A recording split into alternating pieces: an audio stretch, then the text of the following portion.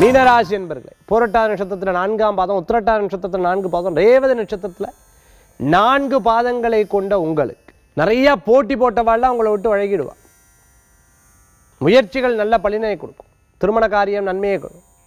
பெண்களுக்கு நல்ல முன்னேற்றம். நான் வேலைக்கு போய் ஜெயிச்சதுக்கப்புறம் தான் திருமணம்னு நினச்சிட்டு இருக்கிற வாழ்க்கெல்லாம் நல்லபடியாக ஜெயிச்சிருவேர், கவலைப்பட வேண்டாம். புதிய தொழில் உத்தியோகம் வெற்றியை கொடுக்கும். சில நேரங்களில் பல்வேறு வேலைகளை எடுத்துவிட்டு உடல் ஆரோக்கியத்தை கவனிக்காமல் விட்டுடுவேன். அதனால் ஆரோக்கியத்தை கவனித்துக்கிறது நல்லது. முயற்சிகள் நல்ல லாபத்தை கொடுக்கும். சில நேரங்களில் பெரியவங்களை கவனிச்சுக்க முடியாத சூழ்நிலை வரும். அப்படி இருக்கவே விடாது. முடிஞ்ச வரைக்கும் கவனிச்சுக்கிறது நல்ல பலன்களை கொடுக்கும். தெய்வீக பக்தி துணை நிற்கும் உங்களுக்கு. குலதெய்வ வழிபாடு, இஷ்ட தெய்வ வழிபாடெல்லாம் விசேஷ பலன்களை தரும். குழந்தைகளுக்கு நல்ல முன்னேற்றம், மேல் படிப்புக்குண்டான வாய்ப்புகள். இப்போவே என்னென்ன படிக்கணுமோ அதெல்லாம் படிச்சுக்கிறது நல்லது.